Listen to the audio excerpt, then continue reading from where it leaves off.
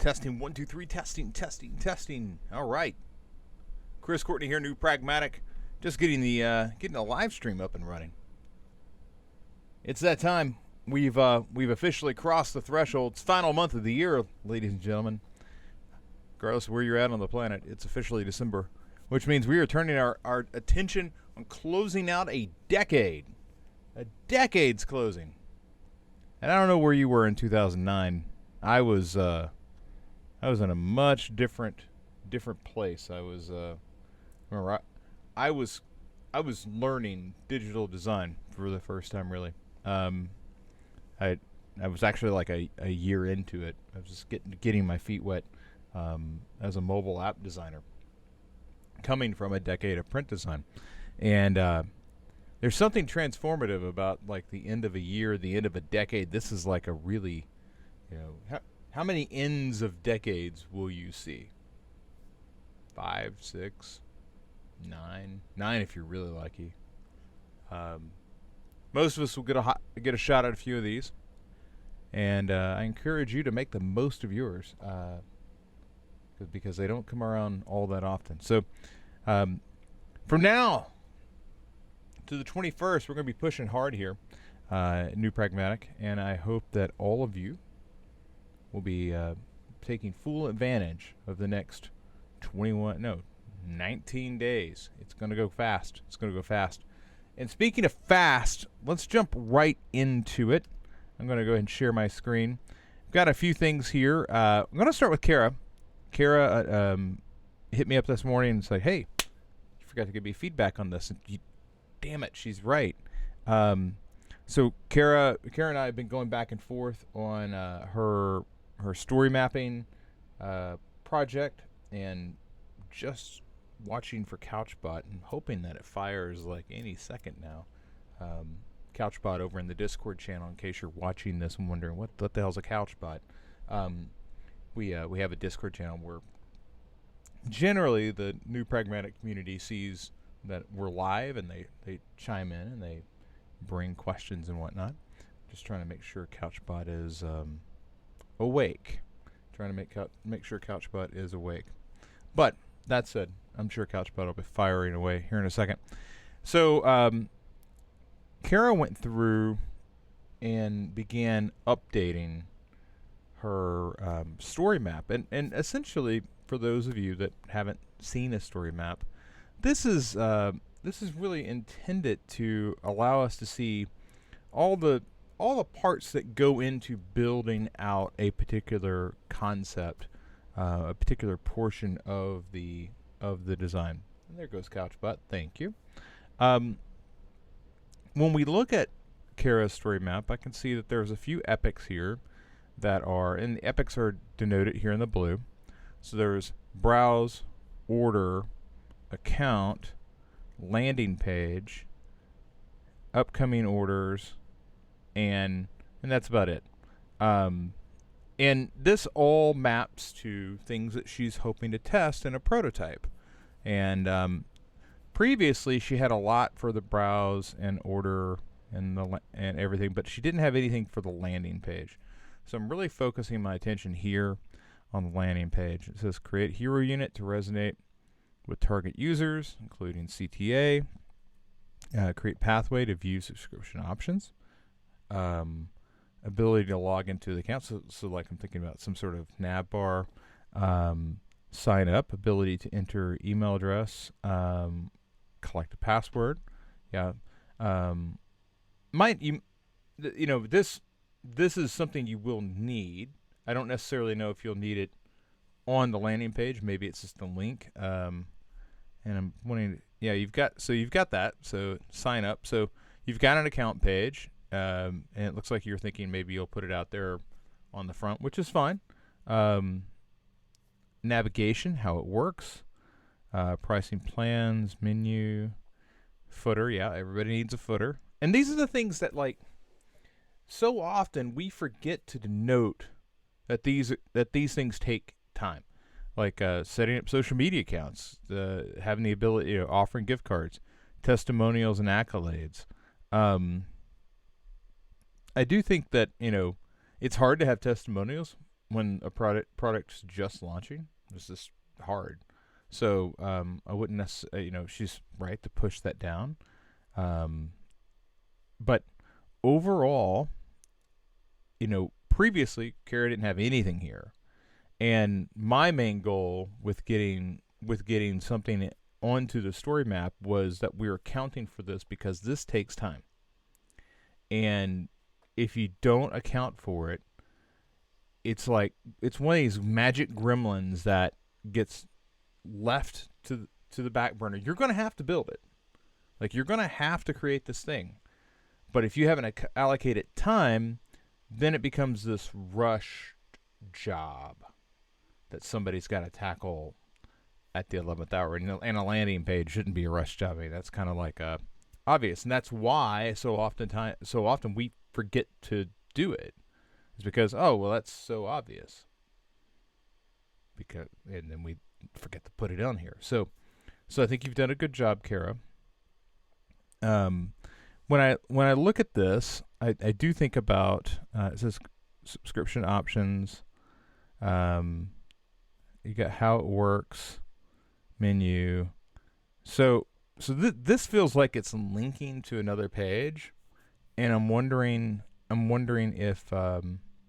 if these need to have some greater presence on the home page, or on that landing page, and maybe that's under the creating of sections, because this feels like it's section that feels like it view the subscription options, and this, if anything, I really feel like the how it works.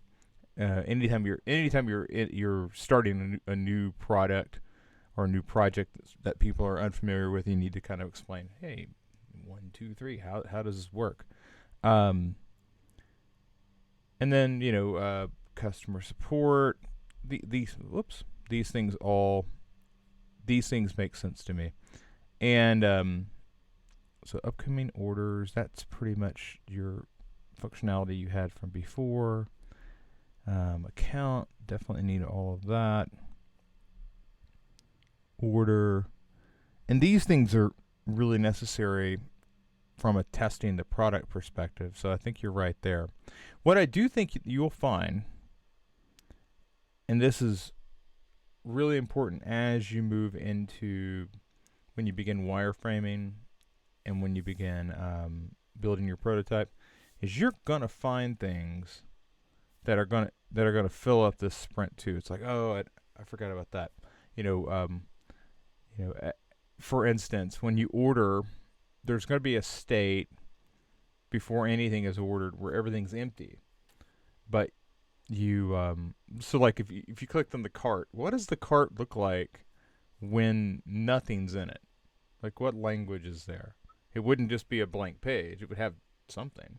And these empty states are one of the things that I talk about in the prototyping chapter. The empty states, the feedback that is given back. But again, we're not trying to build everything. We're trying to build what we're going to test. And I think that you've got a lot of what you need. I do believe that the rest of this, the stuff that's going to be down here in Sprint 2, is going to come as you begin building. You're like, oh, I need to build that. I needed this. I need this.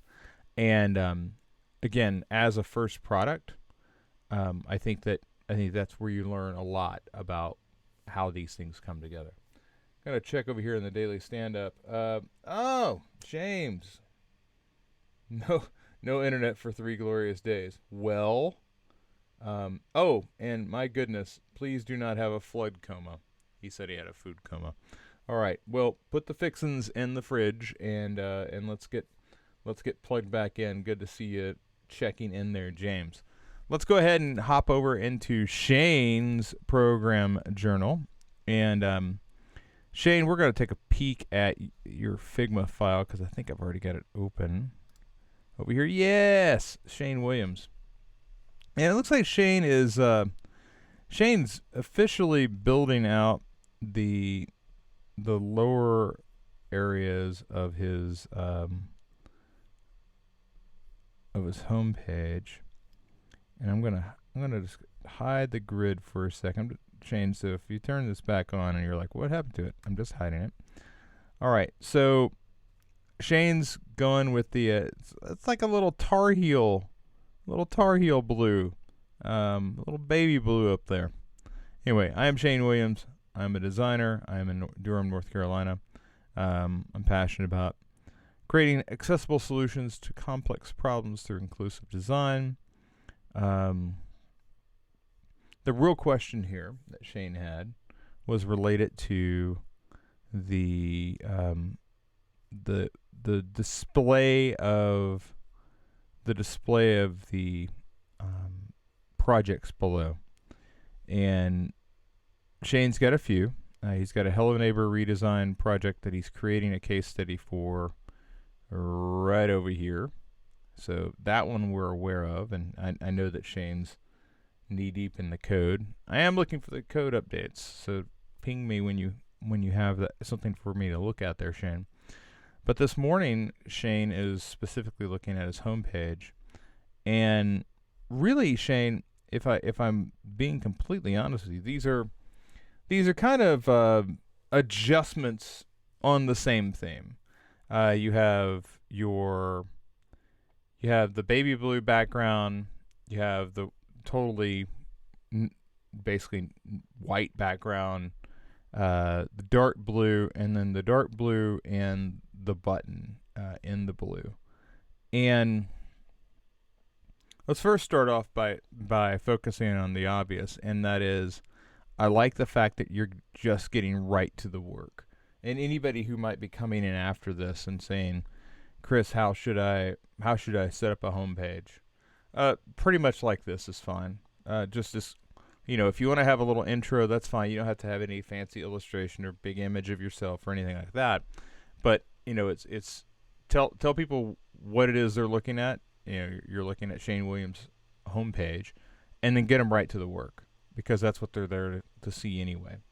When we look at this, this is really just a stylistic decision, to have like the little outline that's offset, and then the shadow,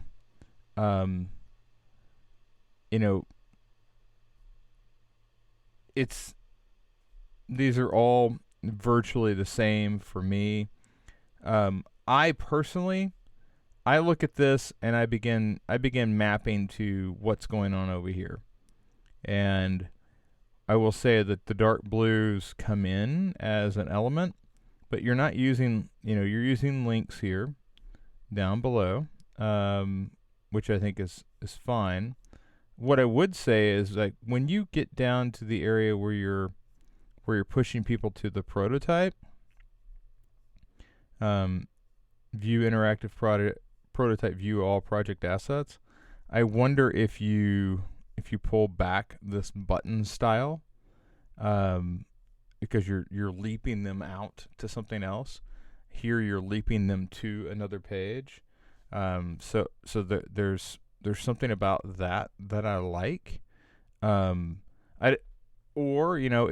you want to have this style where it's the light, and maybe this dark blue is the clicked state, so that you're giving that bit of feedback.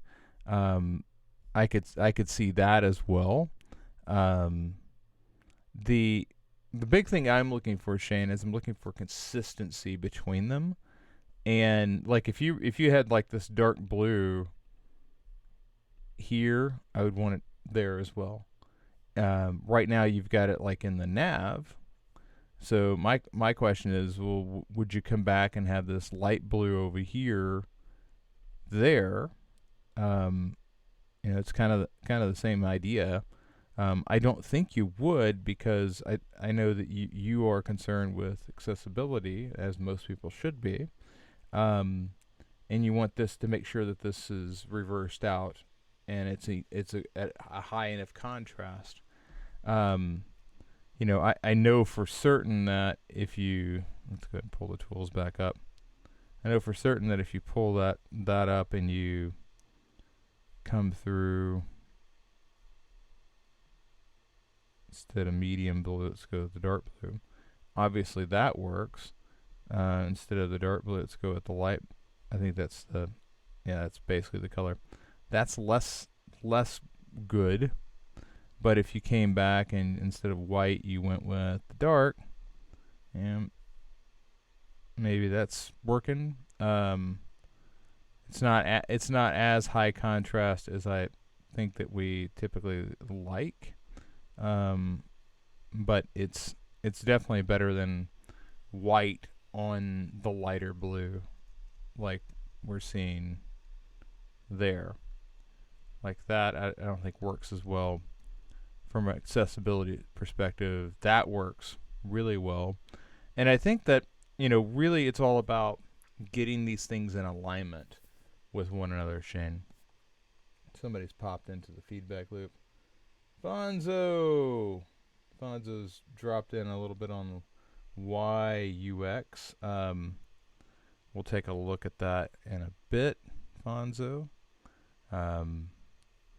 But overall, you know, as you're working through here, Shane, I'm looking for you to sync them up. So if you decide to, like, the one thing I will say here is, if you decide to go this route, I'd probably go darker with the blue. You know, I'd probably, you've got that on like a 30%. So if I went 100, you know, I'd probably just try to sync it up somehow. And really, I don't know. I could see you staying with this B without making really any adjustments. The one caveat I'd say is, like, areas like this, I could totally see you pulling in that darker blue that you have and using that. You know, so for me, I'm looking for you to sync these things up. I think any of them could work. That might not be necessarily what you're looking for, but I believe any of them could work. It really just comes down to getting these things in alignment. So, you know, focus on whatever you select over here. The only option that I'm really not crazy about is this lighter blue, but that's mainly because I don't really have a real sense of it over here. If I had a sense of it in your case study, I think I'd be okay with it here. Obviously, this feels like the case study in a lot of ways, so I'd be okay with that. And this one, I'd be okay with it as long as you adjust the blues accordingly, so that they lined up across. But overall, I think it's pretty strong either way. As far as the design goes, the thing I'm thinking about here always is, like, okay, well, what happens to this responsively? And if I came in and I'm just going to copy these. I'm just going to copy these elements and pull them aside for a second. Yeah, obviously, boop. You know, if this is what it's doing in, if this is what it's doing on the home page, like when this gets, when this reorients itself, you know, without making any adjustments to your CSS grid, it's going to do this, right? And this is gonna come down like that, and basically it'll be that. And you probably at that point wanna lose the shadow for mobile. So that's essentially what it'll do. You will need to, because this will be the same, this is flipped on the other side. So without using grid template area, you'll end up with stuff like that. So you're going to want to use grid template area to reorient those shapes so that it basically lines up like this. This is what you're going to want to have happen in mobile, and that's the concern that you need to think about here. Um, Obviously, this is a little easier to pull off than the the extra shape back here, but that's minor. I mean, you could hide it, you could grow it. Like, there's a lot of stuff you could do. Um, but I'm thinking about, okay, what happens when this becomes a responsive this becomes truly responsive. And I think that this is an easy design to tweak for mobile. It's just you need to think about that when you're building it. Um, but otherwise, I'm more of a fan of either this or this. I do want you thinking about like what the click state is for those buttons. It's very minor stuff. But and also, I know you've got like an image in here. Be thinking about, what is that image that goes with the Lenovo rewards program? What is that image that goes with the Hello Neighbor redesign? All your projects have images, so I don't think it's going to be an issue. But I do think it's something that is often overlooked when we're thinking about what's going on the homepage. Some projects, especially if you're just doing pure UX research, you might not have an image. So use a color panel maybe, things like that. Sorry. So Fonzo jumped in, and I need to make our way back over to Discord. Fonzo jumped in. He's got his YUX submission here, and oh man. So Fonzo, wicked problems. When we talk about user experience, and why it's important, I'm often asked, and I answered this question over the weekend actually. Will AI replace designers? And I think AI will scale what designers can do, but ultimately, AI is poorly equipped to deal with the nuances that we are tasked with solving for. The nuances that, unlike a game of chess, which AI is fantastic at, design tackles bespoke problems that often do not replicate themselves from one instance to another. Like, the variables slightly change, and because the variables change, the machine struggles with that, because it's really good when the rules are consistent and the same. But with design, the rules shift. And I think it's one of the reasons why developers tend to have a tougher time with design. And it's not because they're not bright. They're really whip smart. And I think it's one of the reasons why designers struggle with development.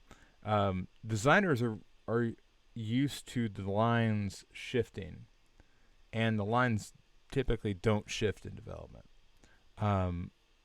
Which is one of the reasons why I'm more worried about AI replacing developers than I am designers, because the rules of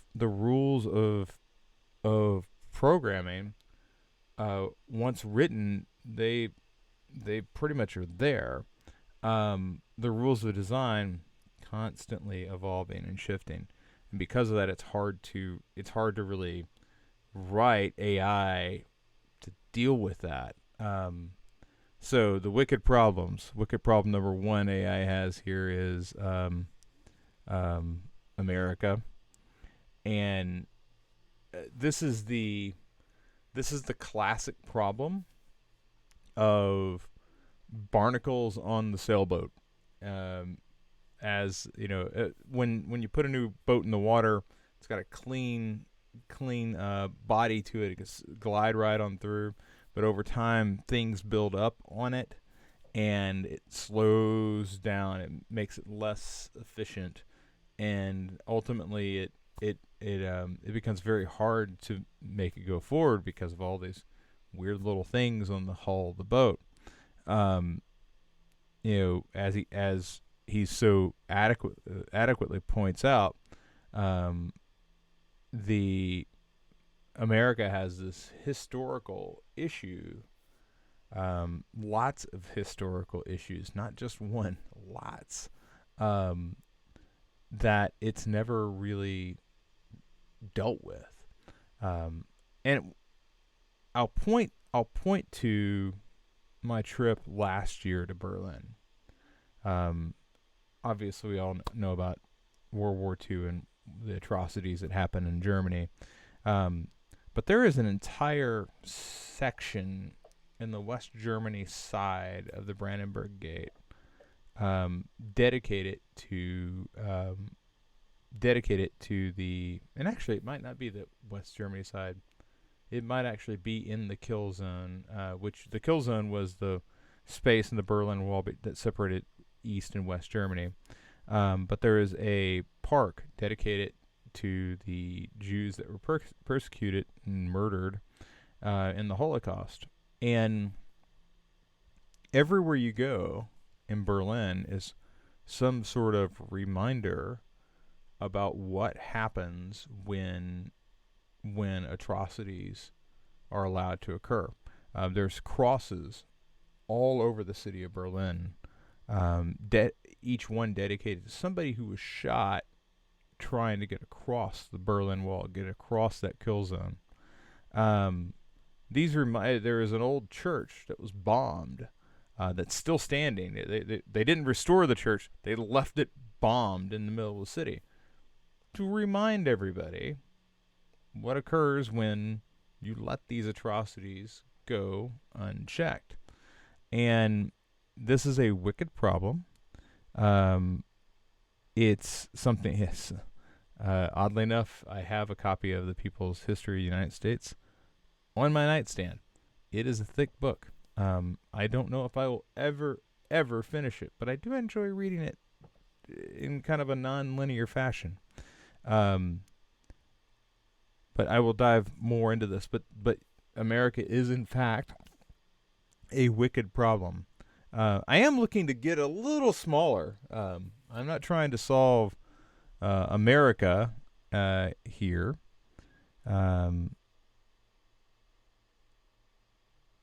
So let's take a look at city colleges. And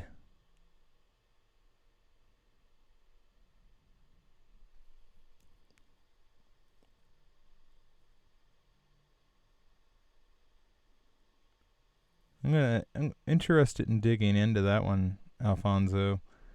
That one is a little less obvious, because there's so many nuances specific to that position. But it sounds like you were brought in to tackle this web of problems, and this is not uncommon when you get into, if particularly in a college, but even in a lot of businesses.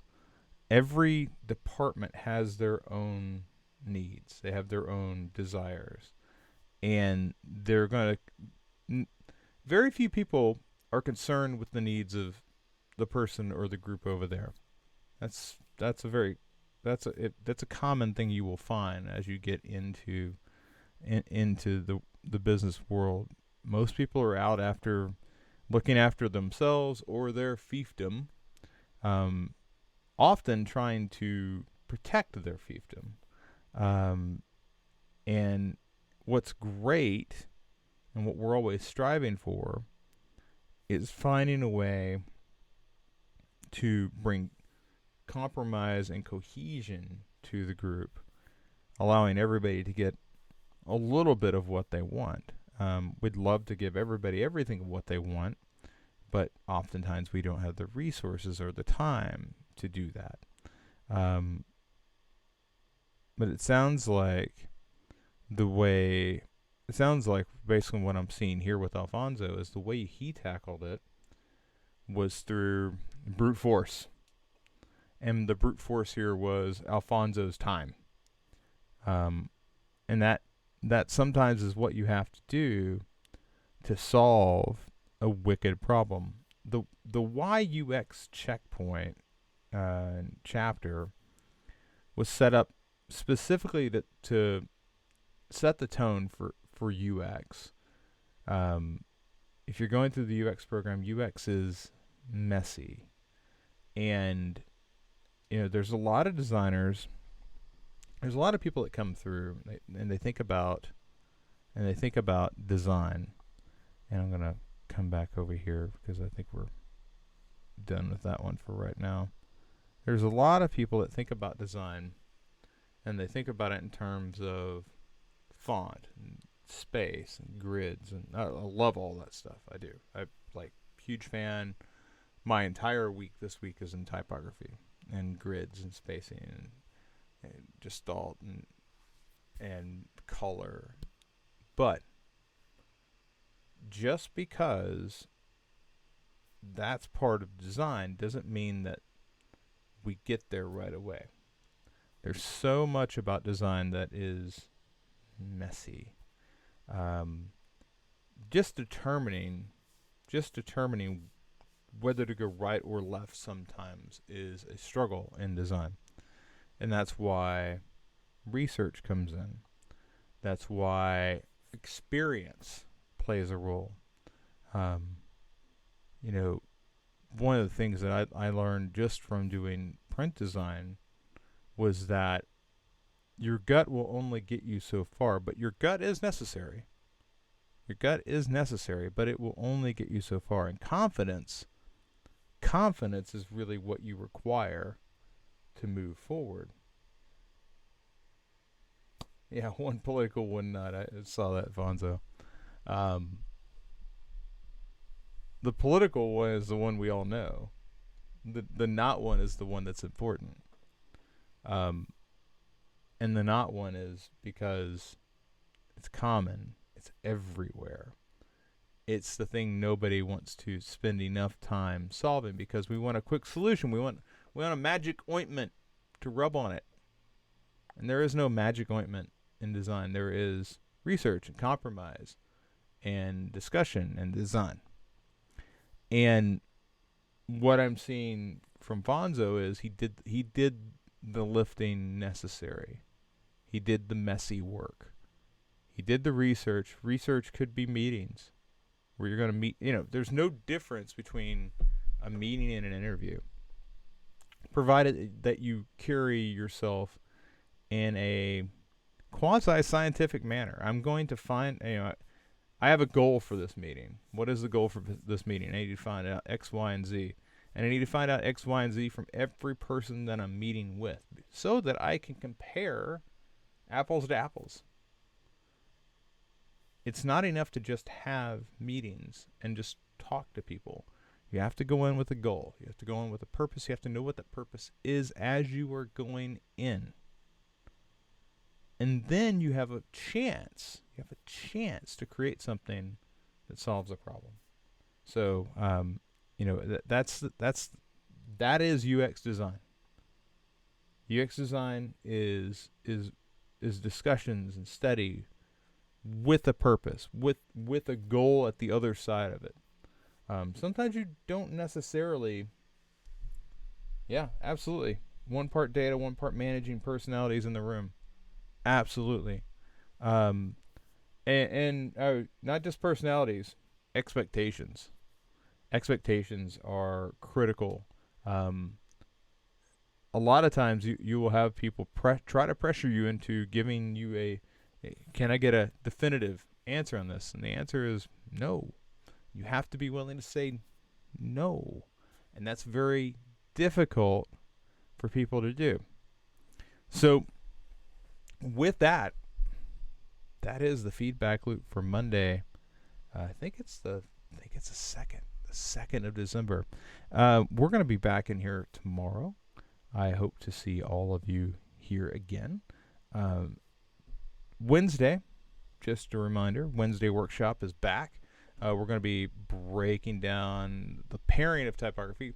Last time we talked specifically about different tools that you could use in Figma with typography. We'll be working in Figma, but now we're looking at type in a whole different way. We're specifically looking at characters. We're looking at stroke. We're looking at the parts and the anatomy, and we're looking at why two particular fonts may work together while two others do not. So I hope to see you there on Wednesday night, 9 p.m. Central. And fit in my loop for Tuesday.